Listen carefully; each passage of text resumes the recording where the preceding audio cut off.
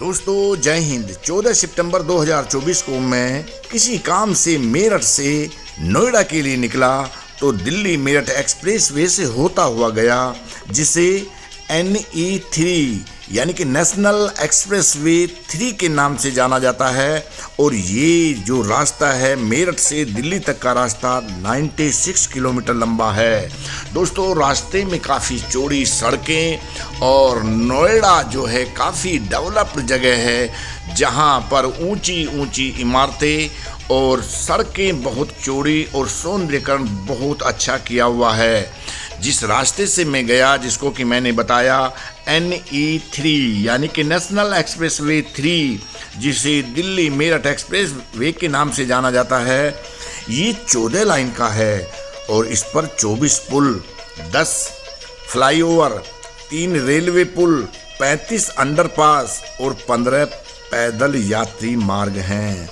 दोस्तों 31 दिसंबर 2015 को प्रधानमंत्री नरेंद्र मोदी ने इस मार्ग का शिलान्यास किया था और ये 1 अप्रैल 2021 को चालू हुआ। और इस राजमार्ग को बनाने के लिए, इस एक्सप्रेसवे को बनाने के लिए जो लागत थी वो आई 78,556 करोड़ रुपया। और ये देश का सबसे चौड़ा एक्सप्रेसवे है जो कि 14 लाइन का है। दोस्तों इस रास्ते पर 4500 यानी कि 4500 से ज़्यादा स्ट्रीट लाइट लगाई गई हैं, सोलर लाइट लगाई गई हैं और जगह जगह पर कैमरे लगाए गए हैं। जब मैं नोएडा से वापस मेरठ आ रहा था तो वर्षा काफ़ी तेज़ हो रही थी और गाड़ियों की स्पीड यहाँ पर 160 किलोमीटर से 180 किलोमीटर प्रति घंटा की होती है और औसत अगर कोई गाड़ी को दौड़ाता है तो उसकी स्पीड 100 किलोमीटर प्रति घंटा होती है। इस एक्सप्रेसवे के बनने से दिल्ली से मेरठ आने का समय बहुत कम लगता है। और दोस्तों इस रोड पर चलने की अनुभूति ऐसी होती है जैसे कि आप किसी डेवलप्ड कंट्री में चल रहे हैं। और यहाँ पर एक टोल प्लाजा बनाया हुआ है और जो टोल की दरें हैं वो ₹2.19 प्रति किलोमीटर की दर से ली जाती हैं। या आप कह सकते हैं कि एक तरफ का अगर आप जाते हैं तो 165 रुपया इसमें टोल लगता है और वापस अगर आना हो तो टोटल मिला करके 250 रुपये में आप दिल्ली से मेरठ की लौट फेर इस मार्ग से कर सकते हैं। इससे न केवल तेल की बचत होती है बल्कि गाड़ी को भी मेंटेन करने में काफ़ी मदद मिलती है, उसमें किसी प्रकार का कोई विकार पैदा नहीं होता। पहले जो रास्ता था दिल्ली से मेरठ आने जाने का, मोदी नगर होता हुआ, रोड बहुत ख़राब थी और काफ़ी नुकसान गाड़ियों में भी होता था और जो फ्यूल है वो भी काफ़ी लगता था। मैं जैसा कि आपको बताया कि जब मैं नोएडा से वापस आ रहा था तो बारिश काफ़ी तेज़ थी और गाड़ियों की स्पीड बहुत ज़्यादा थी, यानी कि 100 किलोमीटर प्रति घंटा से ज़्यादा। तो पानी उड़ रहा था टायरों के द्वारा और ये जो नज़ारा था ये बहुत ही सुंदर था। दोस्तों इस वीडियो के माध्यम से मैं आपको दिल्ली मेरठ एक्सप्रेस वे के बारे में बता रहा हूँ कि इसके बनने से यहाँ पर जो है किस तरीके से विकास हुआ। यहाँ पर जो दिल्ली से लेकर मेरठ तक के 31 ट्रैफिक सिग्नल थे उनको हटाया गया। यहाँ पर किसी प्रकार की कोई लाइट नहीं है, बिना रोक टोक के यहाँ पर गाड़ियों को आप दौड़ा सकते हैं और मेरठ कम समय में पहुँच सकते हैं। दोस्तों दिल्ली मेरठ एक्सप्रेसवे के 5वें चरण में बिजनौर की तरफ से आने वाले लोग मेरठ के अंदर घुसे बिना ही दिल्ली पहुँच सकते हैं, यानी कि बिजनौर से लोग तेज़ी के साथ में दिल्ली पहुँच सकते हैं।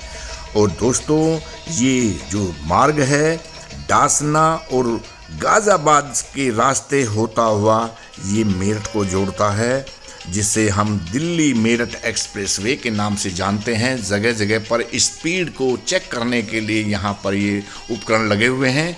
ज़्यादा स्पीड होने पर ये चालान काट देते हैं।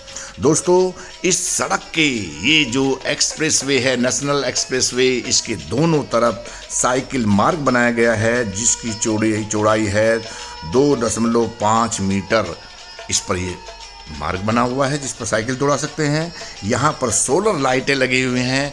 और दोस्तों, यहाँ का जो टोल है जिसके बारे में मैंने आपको बताया कि टोल यहाँ का एक ही नाका है जो कि मेरठ में एंट्री करने से पहले है। और उसकी दरों के बारे में मैंने बताया कि दिल्ली से, मेरठ से अगर दिल्ली जाएं, लोट फेर करें रोज़ाना, तो 250 रुपया इस पर टोल खर्च होता है।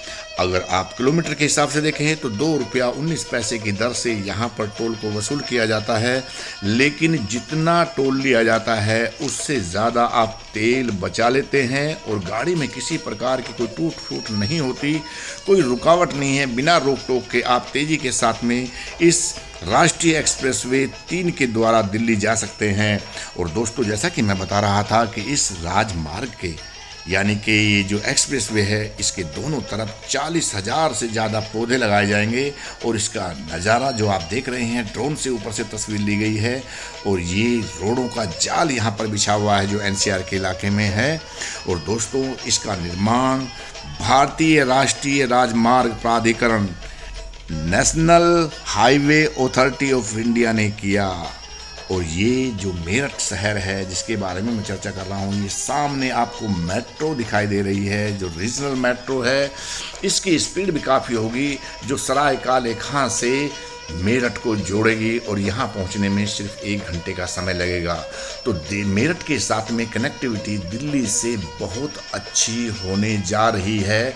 ये आपने इसको पार किया और यहीं से दाईं तरफ टर्न करके आप मेरठ के लिए NH-24 पर प्रवेश करेंगे। और इससे यातायात में काफ़ी सहूलियत हुई है कि आप जो हैं ऐसे मार्गों के द्वारा आप एक जगह से दूसरी जगह पर तेज़ी के साथ पहुंच सकते हैं।